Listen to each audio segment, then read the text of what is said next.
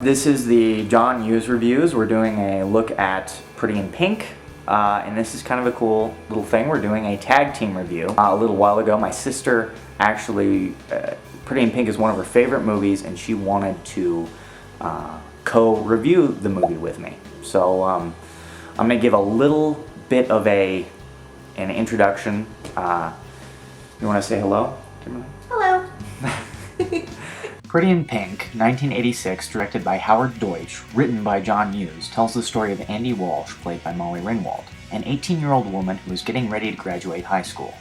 We soon learn that Andy lives in the poor side of town, and this economic status continues to follow her in her everyday life. The school Andy attends is broken into two classes, the Richies and the Mutants. Andy gets approached by Steph, played by James Spader, who more or less propositions to date her. She blows him off before getting asked out by his best friend, adorable, although affluent, Blane, played by Andrew McCarthy. Andy continues to struggle with the rich versus poor concept, all the while getting pursued romantically by her childhood friend Ducky, played by John Cryer. Blane eventually asks Andy out to the high school prom. She enthusiastically accepts, but due to pressure from his friends and family, he ends up blowing her off, and she has to kind of deal with it. I kind of saw this movie as a good companion piece to 16 Candles, simply because the movie essentially kind of begins the same way, but it's turned on its head. Molly Ringwald's character, we see her getting ready in the morning for school, and she ends up preparing her father for a day of looking for work, and that sets the tone for where they are economically. And in that instance, we kind of see that Andy has got it together. From the very beginning of the movie, you get the impression that Andy knows what she wants in life. She knows how she's going to get it, and she's not going to let anything stand in her way. There's kind of this dichotomy set up with her against all of these men, and even a couple of the women in the movie, who are either emotionally, they're emotionally stunted, and they can't deal with the future. Andy is always pushing towards the future, while all of the other people in her life they can't seem to get past something, in their life, whether it be emotional or economic or whatever it is. They can't seem to get past that in their life to move on to anything better. Because Andy's mom isn't around, she has a character that fills that role of the mother. There's a gal in the film played by Annie Potts, named Iona. Iona is, for all intents and purposes, Molly Ringwald's mom. She talks boys with her. She talks clothes. They have the same taste in music. Iona is there at every major point in the movie where a mother would normally be there. Iona is there in that place. And up until the end of the movie, Iona is herself sort of this mom-child character, because she dresses like a teenager. She listens to really young music. She hangs out with the young kids at Cats, the nightclub that they hang out with, and she dates complete losers that They're emotionally stunted. They're emotionally stunted as well, and yeah. So she's not able, like we said before, she's not able to move forward with her life.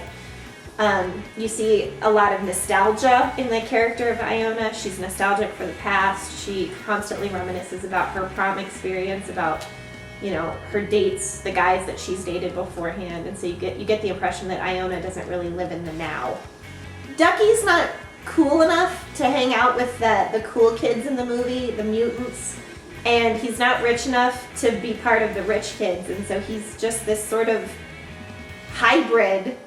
He seemingly knows who he is, but he's so dependent on what Andy thinks of him that just one wrong look from her or one wrong word can just completely destroy him. And so you realize that all of the confidence that he seemingly has is very fragile. Yeah. And that he is also trying to stay where he is because he's afraid of the future. It's brought up in the film that he might be flunking all of his courses so that he can stay in high school, because he doesn't know what he's going to do without Andy.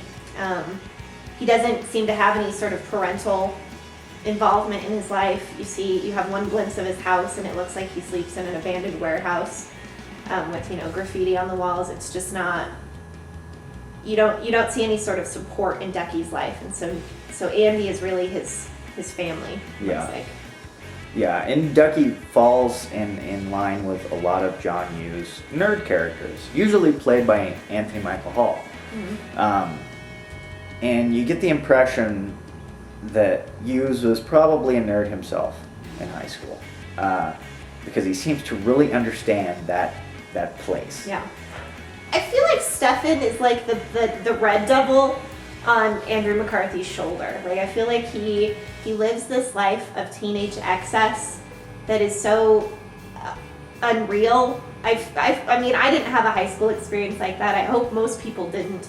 Yeah. But he has access to illicit substances. He drinks. He's a chain smoker, and he always seems to be around when really bad things happen to the characters, so that he can point it out and say, "I told you so." He is kind of a Mephistopheles. He is. I mean, he's just He appears and there's like this sweet smell of sulfur in the air. leering from a doorway or leaning strategically against a heater pipe. There, he's just always there to witness Yeah. when every time a character has some sort of horrible downfall. And he also dresses like Crockett from Miami Vice. Blane is a rich kid, but who doesn't seem to know or care that he's a rich kid. He drives a BMW, but he never mentions that. It's Andy that notices it.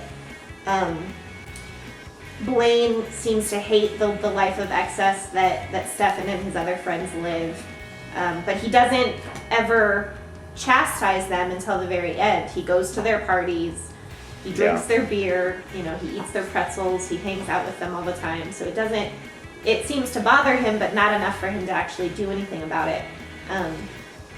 He's very weak.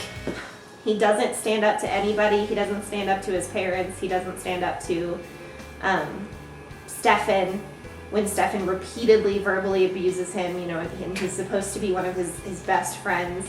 And he doesn't stand up to Andy when she finally realizes what's going on, that he's, she thinks that he's afraid to be seen with her. He never says that he isn't. He never tells her, I love you, I want to be with you, I don't care what my parents think. He just kind of lets everything pass by him. I think John Hughes was probably, he knew how to write teenagers. He was in touch with what teenagers were into. You see that in all of his films, and there's definitely an aspect of music throughout all of John Hughes films, but I think specifically in this one, music is such a huge part. Andy works at a record store called Trax, which we've discussed is kind of interesting because we don't really have record stores anymore. Yeah. We're old enough to know what it was. We hung out in record stores. We knew that was a cool place that you hang out. Our kids won't even know why that's cool. Yeah. Why do Andy and Iona want to spend so much time here?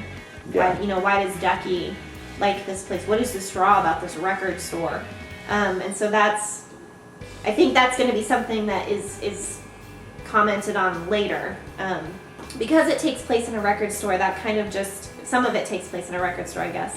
That kind of sets the tone for the rest of the movie. Andy is very up on music. They hang all of the cool poor kids hang out at a new wave club called Cats, and every scene that starts out in Cats is started by a shot of a band.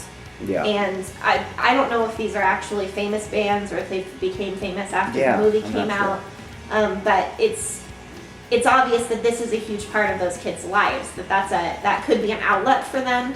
They're poor, they're uncool, they don't have any of the resources that the rich kids have. So music, as it so often does, becomes the voice of this generation. Okay, I wanted to point out a scene we have to talk about because it's one of my favorite scenes in the movie.